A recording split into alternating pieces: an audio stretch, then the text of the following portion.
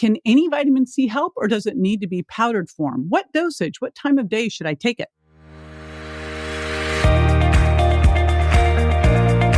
This is JJ Virgin, 4-time New York Times bestselling author, celebrity nutrition expert, and fitness Hall of Famer.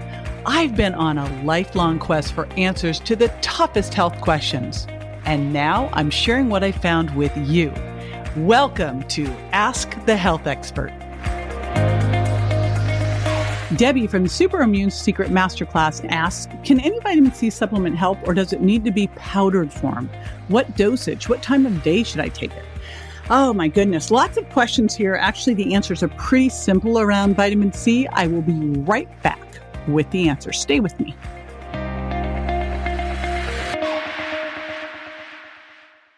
Hey, it's JJ here with a free guide for you. If you're struggling with gas and bloating, weight gain, food cravings, or maybe you feel like things just aren't quite right, it could be your gut. I've created a guide that can help you determine your risk for common ailments like leaky gut, SIBO, and SIFO. Plus, I've included my favorite gut healing recipes and supplement recommendations to get you on the road to recovery fast. Grab yours free at jjvirgin.com/gut guide. That's jjvirgin.com/gut guide. Grab yours. All right, so let's talk vitamin C, because also I got a question from Sue Cheek from Instagram TV. She asked, how much vitamin C should we take a day during this time? And so let's talk about vitamin C. First of all, vitamin C, ascorbic acid. That's what vitamin C is. And what is it's for? It's critical for the growth, development, and repair of all your body tissues. It's involved in a bunch of different bodily functions, including the formation of collagen, the absorption of iron, the proper functioning of the immune system, which is why it's getting so much attention now, rightly so, wound healing, and the maintenance of cartilage, bones, and teeth. And things that it could support and help you with is it can reduce the risk of chronic disease. It can help. And by the way, these are all may help, you know how we have to say all these things, could support, could benefit, could support and benefit the risk, reducing the risk of chronic disease, managing high blood pressure, lowering the risk of heart disease, reducing blood uric acid levels and preventing gout, helps with anemia, boosts immunity, and could protect your memory and your thinking as you age. Also, it can help with stress. It's super important for the adrenal glands. So it's an important one, clearly. And I got to tell you, the RDA, and again, I've done a rant already on the RDA. So RDA, or the RDI now, was the recommended daily allowance and became the recommended daily intake. To me, it's all the same. It's like for vitamin C, it's what do we need to make sure that you take so that you don't get scurvy? This is what the RDI is not the recommended optimal intake. It's the bare bones minimum that you need so that you don't get some of these diseases, nutrient deficiency diseases.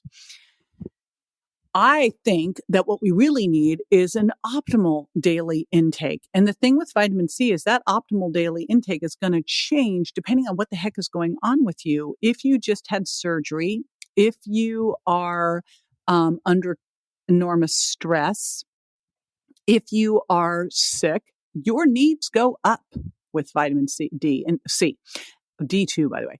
And here's the deal. It's water soluble. So if you take too much, a couple things are going to happen. You're going to pee it out, number one. Number two, you're going to have loose stools. So if you really OD on vitamin C, you probably won't do it again because you'll go, what the heck was that? But what you'll notice is when your body needs more vitamin C, you won't go and have loose stools because of it, because it's actually utilizing it. So there's an interesting test you can Google. I'm trying to remember what it's actually called. It's the C flush test. And it's a way for you to test your body with vitamin C to see what it really needs. The challenge with that is this varies depending on what's going on in your life, like I just explained. So I'm going to give you where I think we should be, and then where I would monitor it. And this is what I do personally. So first of all, powder or capsule, there's no difference. It's just convenience. whether you're doing it powder or you're doing it encapsulated. The difference would be if you were doing liposomal or IV. If you do need to do higher doses, let's say that you have a weakened immune system, you are healing from something and you want to do higher doses without the GI issues, the loose stools, then liposomal or IV would be the way to do that without having the GI problems. So for the other, it doesn't really matter if it's capsule or powdered.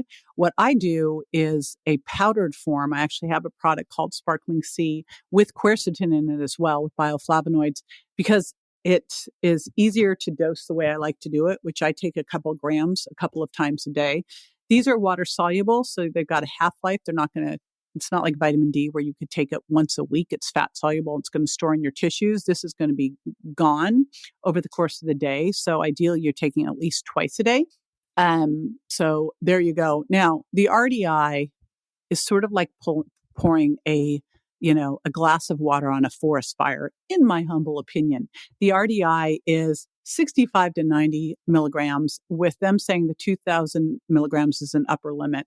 But when I see people starting to get sick or under enormous stress, I see them doing better at doing 1 to 2 grams a couple of times a day. So if I were sick, if I were under stress, if I was healing from surgery, I'd be doing 1 to 2 grams 2 to 3 times a day. That's how I would do it.